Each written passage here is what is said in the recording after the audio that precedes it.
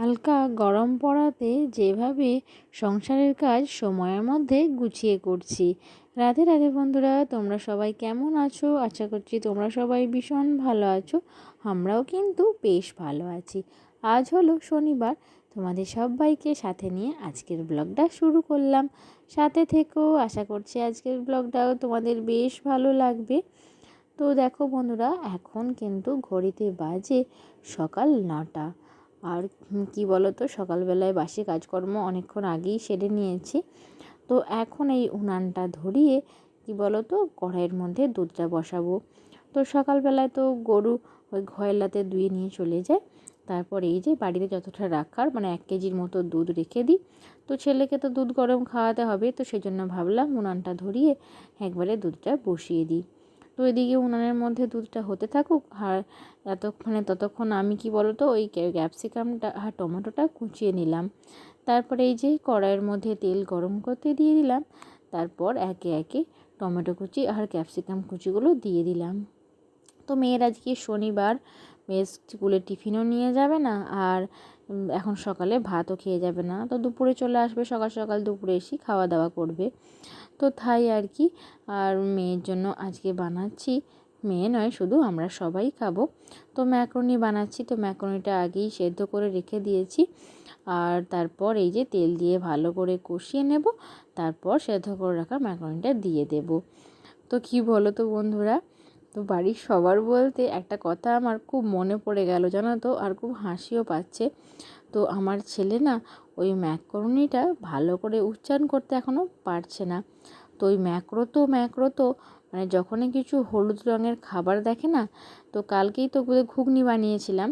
তো ওই ঘুগনিটা দেখে আমার ছেলে ভেবেছে ম্যাক্রোনি বানিয়েছি। তো ম্যাক্রো তো বলে বায়না করছিল। তো ঝাল না দিয়ে, মানে লঙ্কা তো একদমই দিইনি আজকে, তো ঝাল না দিয়ে বানালে না আমার ছেলে ওই একটা দুটো করে খেতে খুব পছন্দ করে। তো সেই জন্য আরও বানানো আর কি, ছেলের জন্যই বিশেষ করে। তো এটা তো সুজির তৈরি, তো সেই জন্য ওর তো কোনো ক্ষতি হবে না। আর এতে তেলও খুবই অল্প পরিমাণে দিই জানো তো। ওই 4 প্যাকেট ম্যাকারনির মধ্যে তো আমি তেল দিয়েছি 4 চামচের মতো। তো ওর মধ্যে কিন্তু হয়ে যাবে জানো তো। তো তারপর এই যে মশলাটা ভালো করে নুন হলুদ দিয়ে কষিয়ে নিয়ে একটু ম্যাগি মশলাটা দিয়ে দিলাম। তো মশলাটা দিয়ে এই যে দেখো, সেদ্ধ করে রাখা ম্যাকারনিটা দিয়ে দিলাম। তো কিছুক্ষণ আগে তো ম্যাকারনিটা ছেঁকে রেখেছিলাম, তো সেই জন্য না এরকম চাপ বেঁধে গেছে জানো তো। তো এটা এই ভাজতে ভাজতে আপনা আপনিই ছেড়ে যায়, একদমই গায়ে গায়ে লাগে না। আর কি বলো তো, ওই সেদ্ধর সময় একটু কয়েক ফোঁটা তেল মাখিয়ে দিলে ম্যাকারনিটাতে না, সেটা তো একদমই খুবই ভালো হয় জানো তো। তো ওই সেদ্ধ করার সময় অল্প পরিমাণ তেল একটু মাখিয়ে দিয়েছিলাম, বেশি নয় কিন্তু।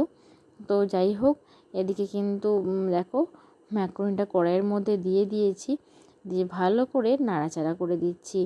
তো তাহলে সবটা আর কি মশলা নুন হলুদ এর মধ্যে প্রবেশ করে যাবে। তো এটা সেদ্ধর সময় হালকা একটু নুন দিলে বেশ কিন্তু ভালোই হয় জানো তো। কিন্তু যখন আবার রান্না করার সময় নুনের পরিমাণটা কম দিতে হবে। তো এদিকে কি বলো তো, ওই ম্যাগি মশলাটা কম ছিল বলে একটু হালকা করে চাউমিন মশলা উপরে ছড়িয়ে দিলাম। তো একটু বিভিন্ন রকম মশলা দিলে না এগুলো বেশ খেতে টেস্টি হয়। কি বলো তো, মশলার মধ্যে তো অনেক উপকরণ থাকে, সেই জন্যই আর কি। তো তারপর তোমাদের তো বললাম বাসি কাজ সকালেই ছেড়ে নিয়েছি, মানে ঝাঁটপাট দেওয়া বিছানা বাগানো ওসব কাজ হয়েই গেছে। তো ভাবলাম মিট কেসটা একটু গুছিয়ে সুন্দর করে একটু মুছে দিই। তো দেখো একটু ভালো করে মুছে দিচ্ছি, কেননা জিনিস নেওয়ার সময় দেখবে বেশিরভাগ সময় কিন্তু পড়ে যায়। তো সেই জন্য রোজ একটু মোছামুছি করলে বেশ সুন্দর গোছানো এবং পরিষ্কার থাকে। তারপরে এই যে বাকি ছিল মোছামুছির কাজটা, তো সেটাও সেরে নিচ্ছি।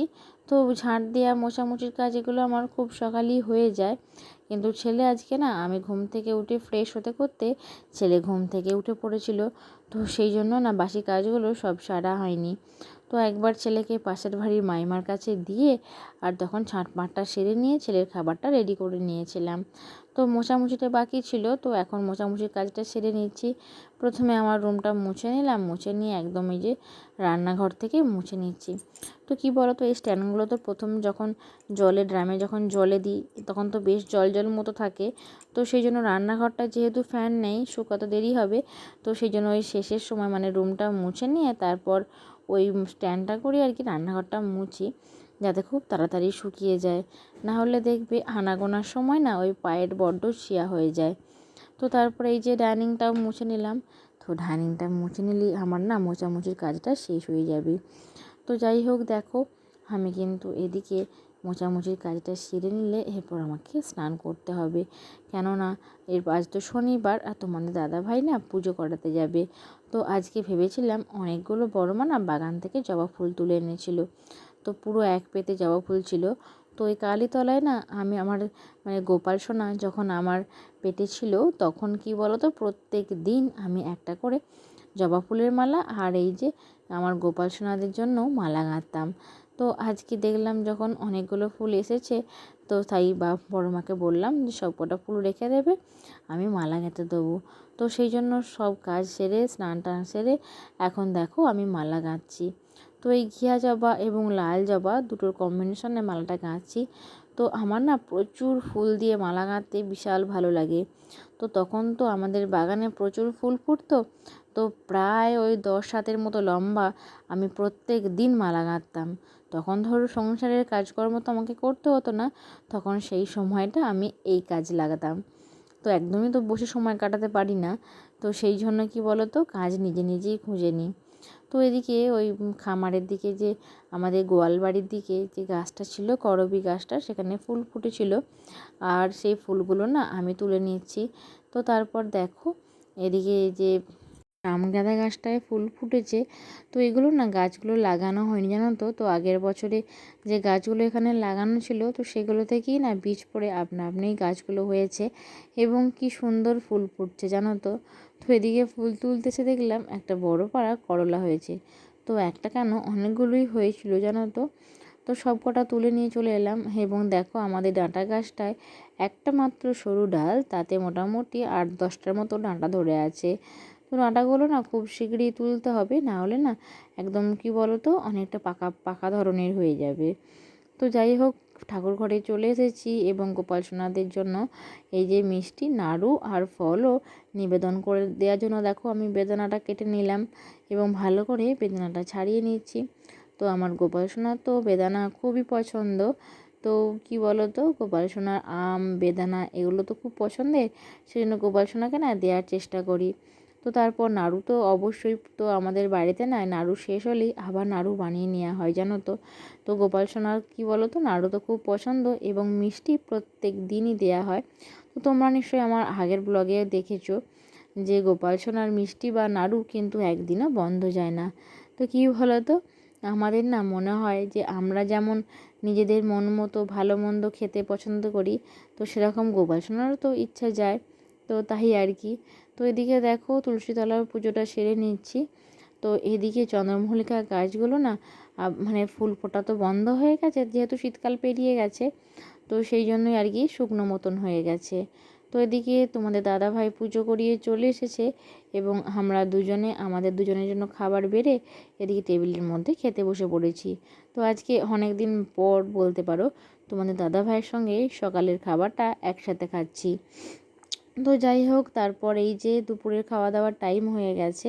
তো আজকে রান্না হয়েছিল ডাঁটা দিয়ে নিম ঝোল, এই যে নিম পাতা ভাজা, আর হয়েছিল লাউ শাকের পোস্ত, আলু ভাতে, পটল ভাজা, বেগুন ভাজা, এইসব রান্না হয়েছিল, এবং বড় মা সেগুলো আমাদের জন্য বেড়ে দিয়েছিল।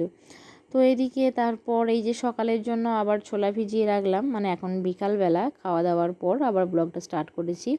তো এদিকে কালকের জন্য ছোলাটা ভিজিয়ে রেখে ছেলের জন্য রুটি বানাবো, সেই জন্য আটাটা মেখে নিচ্ছি।